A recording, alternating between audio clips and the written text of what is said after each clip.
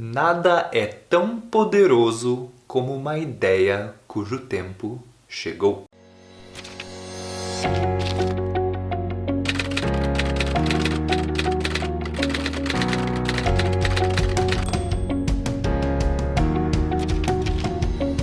Essa frase que eu falei veio do Victor Hugo, um dramaturgo, ensaísta e ativista francês do século XIX. Foi autor do Corcunda de Notre Dame, dos Miseráveis e, em geral, uma pessoa muito politicamente engajada. Mas poderia muito bem ser uma frase descrevendo o começo do século XX, para o bem e para o mal. No contexto original dessa frase, ou na maneira como o Victor Hugo escreveu ela, ele estava falando da Revolução Francesa. Aquele lance de liberdade, igualdade, fraternidade para todos os homens. E, bom, é no mínimo curioso como essa frase descreve muito bem uma coisa que aconteceu no século XX em várias áreas da ciência, incluindo mesmo a matemática, a física, a linguística e até a antropologia. Foi uma ideia que eu diria que apareceu em tudo quanto é área, mais ou menos ao mesmo tempo. A ideia de relatividade. É isso mesmo que você ouviu, a relatividade de Einstein na física, mas também a relatividade de Wittgenstein e Russell,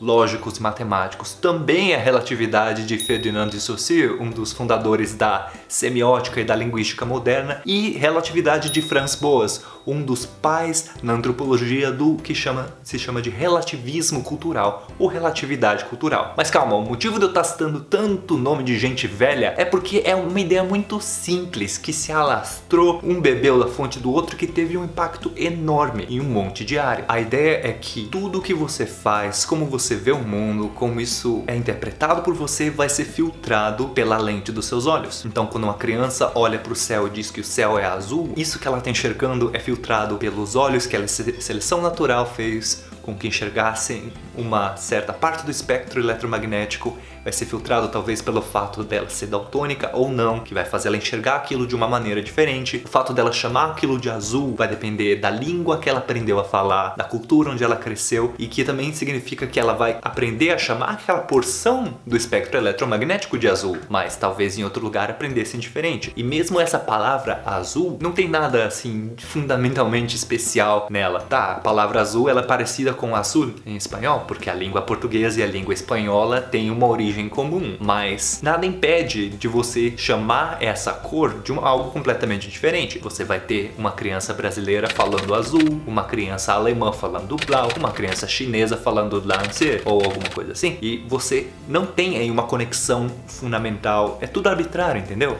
Arbitrário não significa que é aleatório. Tem uma história, a gente chama de azul porque os nossos antepassados chamavam de azul, enquanto os antepassados da criança alemã chamavam de blau ou algo assim. Mas o símbolo em si, ele é arbitrário. Por exemplo, onde que começa o azul, onde que termina o verde? E onde que termina o azul, onde que começa o violeta, sabe? E aí é uma pergunta que não é só para criança brasileira, criança alemã, sei lá, criança chinesa. Não, é uma pergunta mesmo dentro de uma comunidade. O que você chama de azul se você é um arquiteto? Talvez a pessoa que é arquiteta, ela saiba identificar o azul cobalto, o azul marinho, o azul royal, sei lá. Enquanto se você é uma programadora, uma designer, talvez você identifique o código hexadecimal ou a cor numa paleta de CSS. Sei lá, a nossa percepção depende muito do ambiente em que a gente tá. Quem trabalha, nesse caso mais com cor, tem uma percepção um pouco mais fina, assim como um músico profissional, um musicista profissional tem uma percepção melhor do que a música. Então, a classificação que eles vão dar para partes diferentes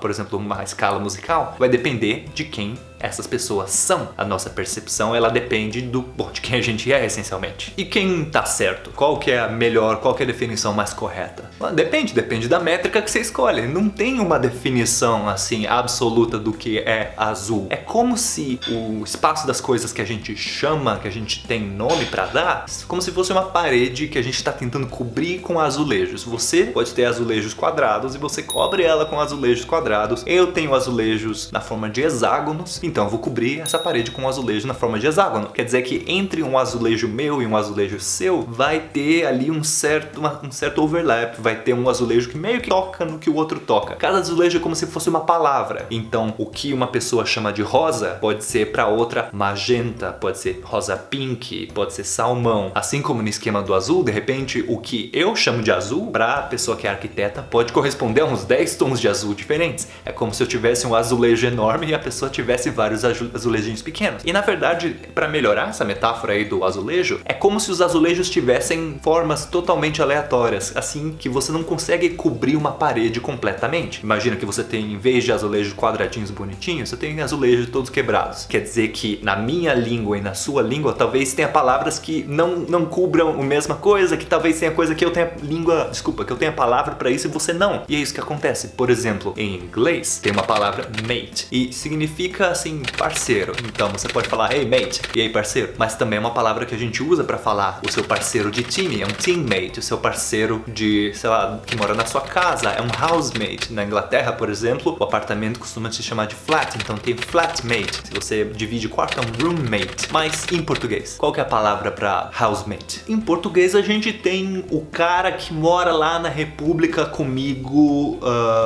aquele maluco que mora lá em casa, o cara que não paga as contas, sei lá, a gente não tem uma palavra pra isso, entende? Por outro lado, a gente tem outras palavras que não tem na língua inglesa. A gente tem o saudade, que muita gente sabe, que tem palavras próximas, mas não igual. Zoeira, que vem do Nyungue, que é uma língua bantu, então você não vai encontrar isso em Portugal da mesma maneira. A gente tem eita, que eu sei lá onde vem, mas é uma palavra fabulosa. E é isso, são coisas que a gente tem que são muito particulares da língua brasileira, do português brasileiro. E você já deve, a essa altura, ter entendido que é isso que faz uma língua bonita. Na minha opinião, é isso que faz, sabe? Essa diversidade que faz uma língua ser uma colcha de retalhos e que faz com que cada pessoa acabe sendo uma colcha de retalhos, porque se você é arquiteto, você vai chamar as cores de uma maneira, se você é web designer, vai chamar as cores de outra. Cada um vai trazer aí uma combinação que afeta como a gente percebe o mundo. E quando a gente fala de cultura, isso é o relativismo cultural. Essa é a ideia de relativismo, relatividade cultural, que o que você vê, o que você interpreta, depende de quem você é. E que não tem, assim, uma cultura absoluta. A cultura não é algo que tem, assim, melhor e pior, que tem culturas primitivas e, assim, subdesenvolvidas e culturas que são superiores às outras. Depende tudo da métrica que você usa. A ideia de relativismo cultural há anos que é atacada, como se fosse algo assim que fosse destruir a civilização. Mas, normalmente a pessoa que está atacando, ela não leu muito a respeito. É o que costuma ser o caso em qualquer briga na internet, né? A ideia de relatividade cultural não é a ideia que, meu Deus, não existe nada certo e errado, não existe nada objetivo, não existe realidade objetiva, tudo vale. Calma, a ideia é que tudo vale. Está muito mais conectada a uma pergunta moral. Seria a ideia de relatividade moral. Então, é a ideia de discutir como o que a gente considera certo e errado, essencialmente é o que a gente considera certo e errado para a sociedade. Tem muita gente estudando essa parte. Isso não é relatividade cultural, isso é relatividade moral. É uma outra discussão muito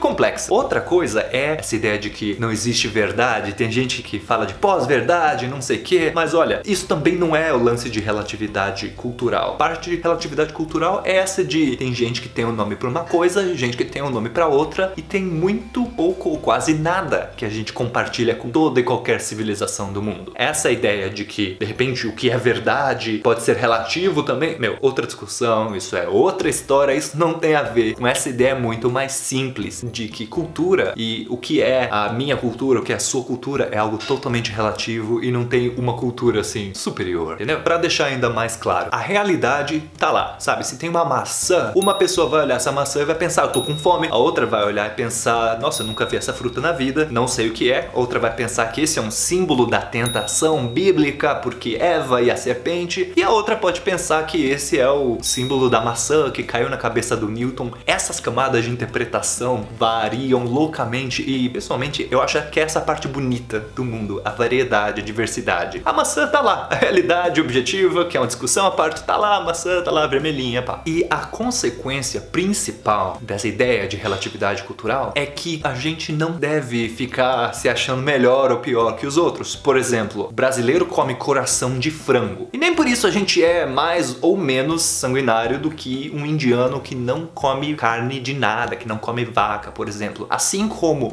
o samba e hoje o funk não é uma música inferior, não é música só porque não é assim uma ópera de Viena, sabe? Critérios. A gente, é muito natural que a gente ache que a nossa cultura é melhor, que o que a gente faz é de alguma maneira superior aos outros. Principalmente se tem várias coisas que os outros fazem que a gente não compreende, que a gente acha de alguma maneira desprezível. Mas repara como a causalidade é no sentido contrário. A gente tem um preconceito e daí a gente fala, é porque eles são inferiores. A ideia de relatividade cultural vem aí pra quebrar com isso e falar, não tem uma escala universal dos primitivos até os desenvolvidos. Lógico, o progresso material existe, sabe? Engenharia existe, progresso científico, tem, mas não quer dizer que a cultura de um é fundamentalmente melhor que a cultura de outro, porque se for assim, então quem é melhor, o rock ou o samba? Quem é melhor, a música barroca ou o rock? Melhor pra quem, amigo? E essa trupe do Soci, do Boas, conseguiu compreender isso, que a ideia de melhor também depende. Então, para uma civilização em que os líderes vão ser as pessoas mais sagazes e assim, mais estrategistas, mais calmas e metódicas, bom, para eles então, essas qualidades de ser calmos, de meditar e decidir, vão ser qualidades de uma pessoa melhor, vão ser qualidades de um líder melhor, provavelmente vão ser os empregos que pagam mais, sei lá. Enquanto numa outra civilização em que os líderes são pessoas, tem que ser pessoas de pulso forte e que tem que ser agressivas e duronas e ninguém dobra elas, pra elas então, talvez a civilização anterior seja meio fraca, assim, meio tipo, pulso fraco.